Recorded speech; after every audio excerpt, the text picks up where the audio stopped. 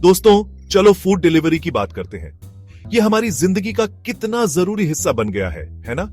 कुछ ऐसा जिसे हम सब इस्तेमाल करते हैं, अक्सर हफ्ते में कई बार, लेकिन हम शायद ही कभी इसके पीछे की इंट्रिकेट मशीनरी के बारे में सोचते हैं।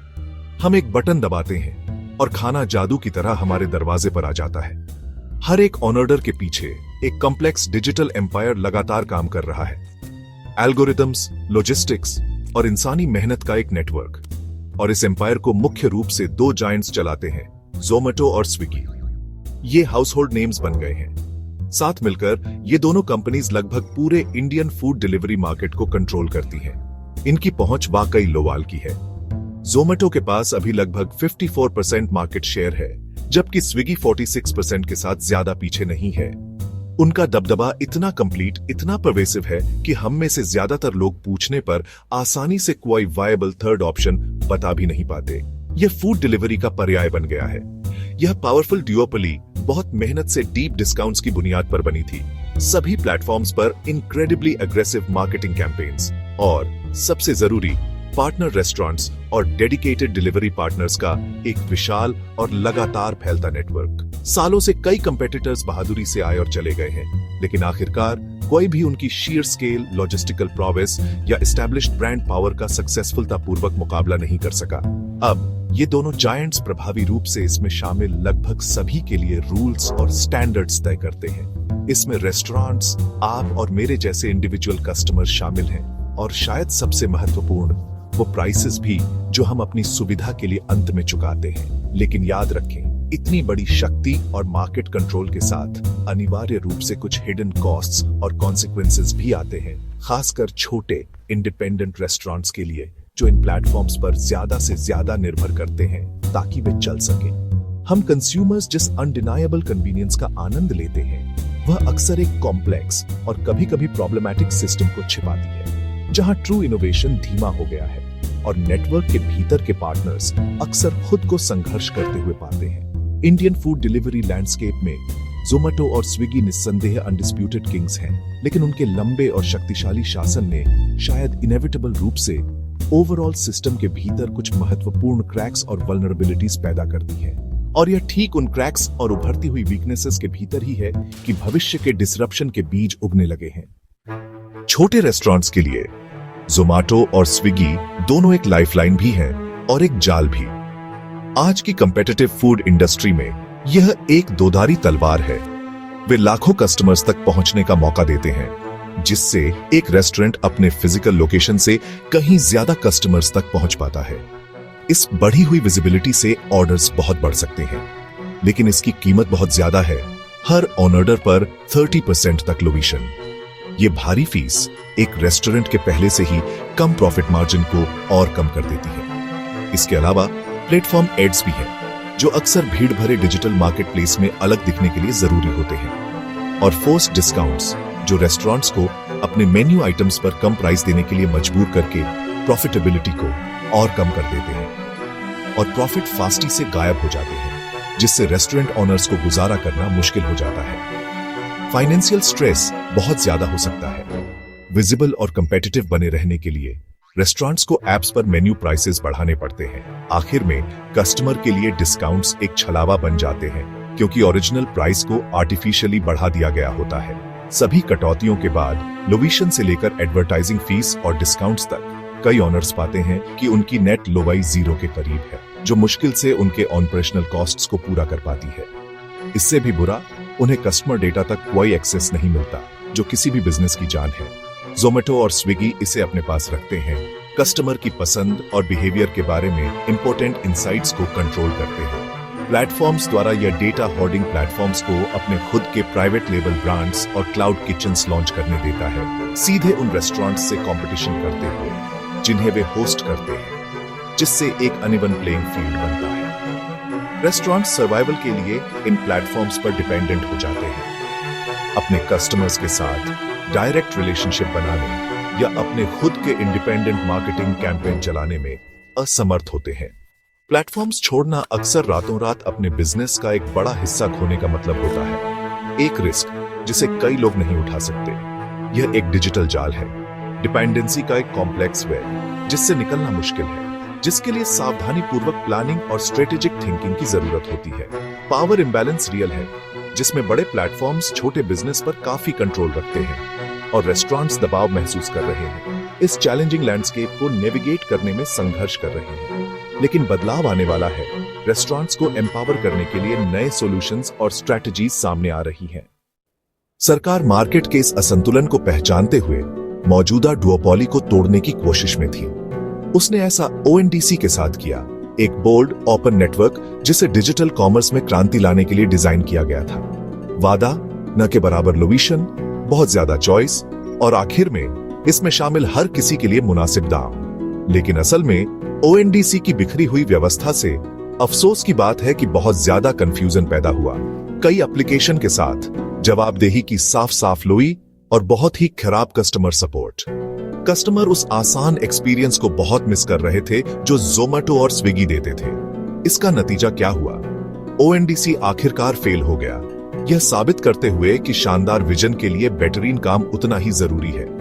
मौजूदा डुओपोली को कोई चुनौती नहीं मिली, कम से कम अब तक। रैपिडो आ गया है, बाइक टैक्सी में सब कुछ बदलने वाला, जो तेज और आसान ट्रांसपोर्टेशन की दुनिया में एक जाना पहचाना नाम है। उन्होंने राइड शेयरिंग के अपने इनोवेटिव तरीके से पहले ही धूम मचा दी है, जो ट्रेडिशनल टैक्सी और ऑटो रिक्शा का एक आसान और सस्ता ऑल्टरनेटिव देता है। अब वे फूड डिलीवरी सेक्टर में धूम मचाने की तैयारी कर रहे हैं, एक ऐसा मार्केट जिस पर कुछ बड़े खिलाड़ियों का राज है। उनकी अप्रोच, रैपिडो क्या सीक्रेट सॉस लेकर आ रहा है? रेस्टोरेंट के लिए जीरो कमीशन, एक बोल्ड स्टेटमेंट और एक ऐसे इंडस्ट्री में गेम चेंजर जो अपनी भारी लोविशन फीस के लिए जानी जाती है। हर एक ऑन ऑर्डर से लोविशन लेने के बजाय, जिससे रेस्टोरेंट के प्रॉफिट मार्जिन पर बहुत ज्यादा असर पड़ सकता है, रैपिडो सीधे कस्टमर से एक फ्लैट डिलीवरी फीस लेता है, जिससे ट्रांसपेरेंसी और प्रिडिक्टेबिलिटी बनी रहती है। डिलीवरी फीस के अलावा रेस्टोरेंट रैपिडो को एक फिक्स्ड मंथली सब्सक्रिप्शन देते हैं, जो एक मेंबरशिप फीस की तरह है। रेस्टोरेंट के लिए यह इनोवेटिव मॉडल प्रिडिक्टेबल कॉस्ट्स का मतलब है, जिससे फाइनेंशियल प्लानिंग बहुत आसान हो जाती है। यह उन्हें रैपिडो प्लेटफॉर्म के जरिए पूरी की गई एक्स्ट्रा ऑर्डर्स से अपनी सारी लोबई रखने की आजादी भी देता है। अब कोई इन्फ्लेटेड मेन्यू प्राइसेस नहीं, जो दूसरे प्लेटफॉर्म्स की ज्यादा लोबिशन फीस को कॉम्पेंसेट करने के लिए एक आम प्रैक्टिस है। कोई फोर्स डिस्काउंट्स नहीं, रेस्टोरेंट बिना किसी बाहरी दबाव के अपनी प्राइसेस और प्रमोशन सेट कर सकते हैं। यह सब ऑनेस्ट प्राइसिंग, कस्टमर के साथ ट्रस्ट और ट्रांसपेरेंसी बनाने के बारे में है। रैपिडो का मॉडल रेस्टोरेंट को लोबिशन देने वाले से बदल देता है, जो अक्सर ट्रेडिशनल डिलीवरी प्लेटफॉर्म से परेशान रहते हैं। सच्चे पार्टनर में एक कोलैबोरेटिव और म्यूचुअली बेनिफिशियल बिजनेस रिलेशनशिप को बढ़ावा देता है। यह सिर्फ थ्योरी नहीं है, यह एक प्रैक्टिकल सॉल्यूशन है जिसे रेस्टोरेंट के सामने आने वाली रियल वर्ल्ड चुनौतियों को हल करने के लिए डिजाइन किया गया है।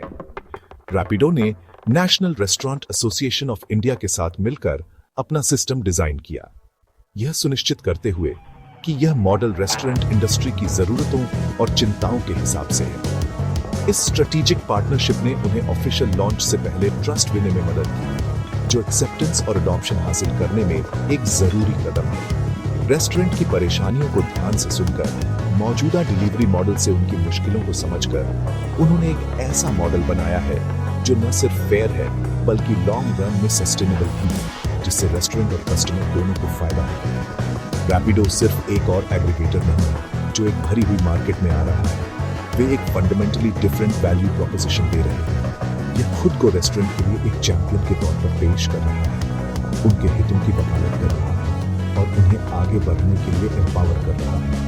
पूरी फूड डिलीवरी इंडस्ट्री ध्यान से देख रही है, यह देखने के लिए बेताब है कि यह डिसरप्टिव मॉडल कैसे काम करेगा। क्या रैपिडो सचमुच खेल बदल सकता है, फूड डिलीवरी के रूल्स को फिर से लिख सकता है और एक ज्यादा फेयर इकोसिस्टम बना सकता है? जवाब उनके अगले स्ट्रेटेजिक मूव्स, इफेक्टिव तरीके से स्केल करने की उनकी एबिलिटी और अपने कोर वैल्यूज के प्रति उनकी कमिटमेंट है। और वे अभी शुरू हुए हैं फूड डिलीवरी के लैंडस्केप पर अपनी पहुंच और असर बढ़ाने की एम्बिशियस प्लान्स के साथ। रैपिडो की ट्रांसपेरेंसी एक ताजी हवा के झोंके जैसी है। कोई ज्यादा लोबिशन नहीं होने से रेस्टोरेंट्स को कीमतें बढ़ाने की जरूरत नहीं पड़ती। रैपिडो पर जो आपको दिखता है वही आप असल में पे करते हैं। कोई हिडन फीस नहीं, कोई सरप्राइज चार्जेस नहीं। एनडीटीवी ने रैपिडो पर एक मैकचिकन मील पाया जो करीब आधी कीमत का था जोमेटो या स्विगी के मुकाबले, क्योंकि कोई एक्स्ट्रा मार्कअप नहीं है। यह ईमानदार प्राइसिंग से भरोसा बढ़ता है उन कस्टमर्स का जो ठगा हुआ महसूस करके थक चुके हैं। लेकिन असली रेवोल्यूशन डेटा है। रैपिडो रेस्टोरेंट्स के साथ ऑन ऑर्डर डेटा शेयर करता है। अब ऑनर्स अपने कस्टमर्स को समझ सकते हैं, अपने लॉयल्टी प्रोग्राम चला सकते हैं और सीधे मार्केटिंग कर सकते हैं। रेस्टोरेंट्स एक्टिव प्लेयर्स बन जाते हैं, सिर्फ पैसिव सप्लायर्स नहीं। यह एक पार्टनरशिप है, पावर स्ट्रगल नहीं, और यह सब कुछ बदल सकता है। पर क्या रैपिडो डिलीवरी कर पाएगा सही मायनों में? यह है उनका सीक्रेट वेपन, एक बहुत बड़ा पहले से मौजूद फ्लीट जिसमें 4 मिलियन से ज्यादा बाइक टैक्सी राइडर्स हैं। यह जोमेटो और स्विगी के कुल फ्लीट से 4 गुना ज्यादा है। रैपिडो को लॉजिस्टिक्स शुरू से बनाने की जरूरत नहीं है, उनके राइडर्स को पहले से ही सड़कों की जानकारी है। इससे वे फास्टी से स्केल कर सकते हैं, लागत कम रख सकते हैं और देश भर में रिलायबल सर्विस दे सकते हैं। उनका राइडर फ्रेंडली तरीका बेहतर सर्विस और खुश ग्राहकों का मतलब है। लॉजिस्टिक्स की समस्या हल होने के बाद रैपिडो उन चीजों पर ध्यान दे सकता है जो जरूरी है, सही प्राइसिंग और मजबूत पार्टनरशिप। उनका फ्लीट डिलीवरी वॉर्स में एक गेम चेंजर है। इनकम्बेंट्स को चिंता होनी चाहिए। रैपिडो का रास्ता आसान नहीं होगा।